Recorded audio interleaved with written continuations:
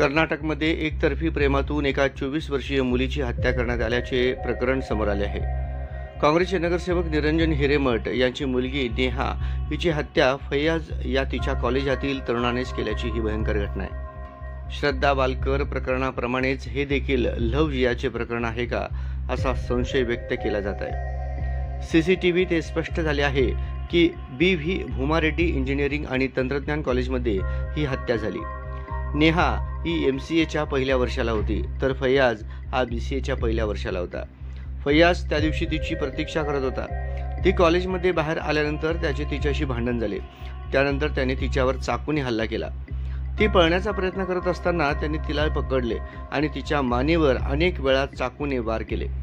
त्या ठिकाणी अनेक विद्यार्थी धावले, तेव्हा फैयाजने पळून जाण्याचा प्रयत्न केला। त्यानंतर नेहा रक्ताच्या थारोळ्यात पडली होती। तिला रुग्णालयात नेण्यात आले, पण गंभीर जखमी अवस्थेतच तिचा मृत्यू झाला। फैयाज हा तिला सातत्याने मागणी घालत होता। तिने त्याला नकारही दिला। तिने दिलेल्या नकारामुळे संतापून त्याने हे कृत्य केले। आपल्याला नकार देणाऱ्या मुलीला आपण मारून टाकू असे त्याने मित्रांना सांगितल्याचेही समोर आले आहे। मात्र हे जर आधीच पोलिसांपर्यंत पोहोचले असते तर ही घटना कदाचित घडली नसती। पोलिसांनी नंतर फैयाजला अटक केली आहे। पोलिसांना माहिती मिळाली की तो नेहाला मारून टाकण्याच्या इराद्यानेच आला होता।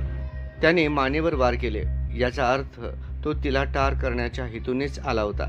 दरम्यान अखिल भारतीय विद्यार्थी परिषदेने या कॉलेजच्या बाहेर निदर्शने करत आरोपी विरोधात कठोर कारवाईची मागणी केली आहे।